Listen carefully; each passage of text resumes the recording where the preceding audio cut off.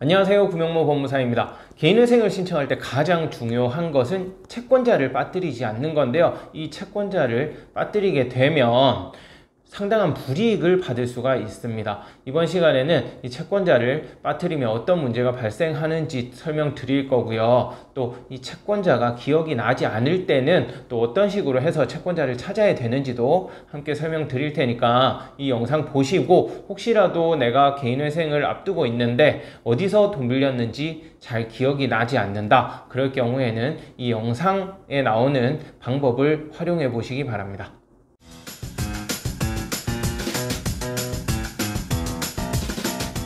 개인회생에서 채권자가 가장 중요하다고 했는데 왜 그러냐 하면요, 나머지 부분 재산이나 소득 그런 부분에 대해서는 회생 과정에서 전부 다 확인이 돼요. 그런데 이 채권자는 본인이 모르고 있으면요, 물론 조회를 해볼 수도 있지만 조회를 한다 해서 다 확인이 되는 게 아니기 때문에 이 채권자가 결국에 누락이 되는 경우가 아주 예외적으로 발생하기도 합니다. 이렇게 채권자가 누락이 됐을 경우 어떤 문제가 발생하냐면요, 원칙적으로는 채권자 목록에 채권자를 빠뜨린 경우 면책불허가 사유가 발생할 수 있어요. 면책불허가라는 거는 말 그대로 개인회생 면책 신청을 했을 때 그 전부에 대해서 불허하는 거거든요. 즉 면책이 안 되기 때문에 기존의 채무를 다시 다 갚아라, 이런 결과가 나오는 건데요. 이 경우는 개인회생 채권자를 내가 다 알고 있지만 채권자 누구는 개인회생 채권자 목록에 집어넣고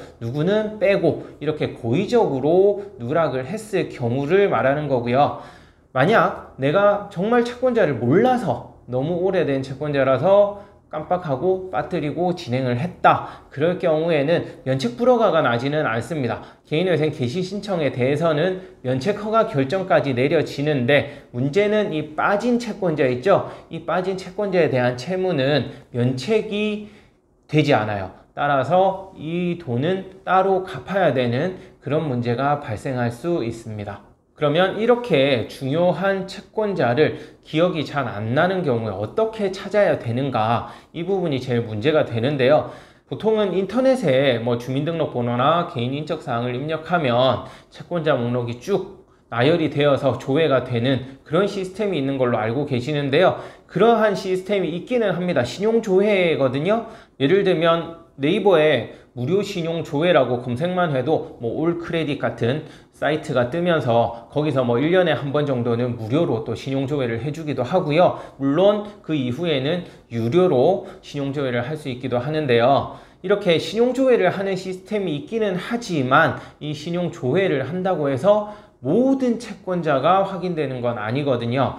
오래된 채권이라서 매각이 여러 번 이루어지거나 또는 매각이 이루어지다가 마지막에 채권을 가지고 있던 소규모 대부업체 등이 폐업을 하면서 채권자 자체가 사라져버리는 그런 일이 발생하기도 해요. 아주 간혹 있는 일이기는 하지만 그러한 문제가 발생하기도 하기 때문에 신용조회 한다 그래서 모든 게 확인되지는 않습니다. 그래서 이렇게 일단 신용조회를 해서 나오는 채권자가 있으면 우선 확인을 하고요. 그 후에 보통 채권자는 연체가 오래되고 나면 소멸시효의 문제가 있기 때문에라도 소송을 제기하는 경우가 많이 있어요. 그래서 이 소송을 제기했는지 확인하는 방법이 또 채권자를 찾는 하나의 방법이 되거든요. 이 소송 여부는 주로 본인의 주소지, 예전부터 살고 있었다면 그 살고 있었던 주소지 관할하는 법원에 그 조회를 해보면 확인이 되거든요. 공인인증서를 가지고 나의 사건 검색이라고 해서 그 법원, 관할법원이죠. 저희 사무실 같은 경우에는 인천지방법원이 되겠네요. 인천지방법원 홈페이지 들어가서 확인하는 방법도 있고, 대법원 나의 사건 검색이라고 해서 거기 들어가면 전국지방법원 명칭을 체크를 해서 그 다음 주민등록번호 및 이름을 입력하고 공인인증서를 가지고 소송을 제기한 사실이 있는지 확인이 되니까요. 이렇게 소송을 제기하거나 가압류를 한 사실이 있는지를 조회하는 것도 또 하나의 방법이라고 할 수 있겠습니다. 그래서 이와 같이 신용조회도 해보고 소송 제기 여부도 확인해보고, 물론 집으로 날아온 우편물이 있으면 그 우편물 또한 무조건 버리지 마시고 잘 모아두셨다가 뜯어보면 채권 양도 사실이 통지되거나 그러한 경우가 많거든요. 또 이렇게 우편물로써 또 채권자를 확인하고 이런 식으로 일일이 확인을 해 나가는 작업이 필요하니까 혹시라도 회생을 앞두고 계신다면 채권자를 꼼꼼하게 한번 정리를 해 보시기를 바랍니다.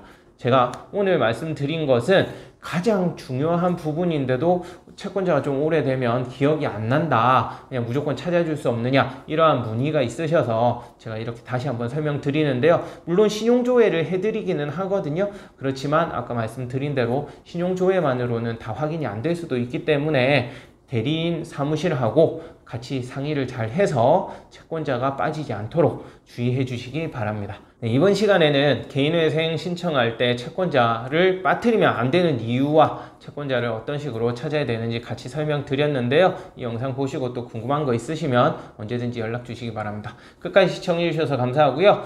구독, 신청, 좋아요 부탁드리겠습니다. 고맙습니다.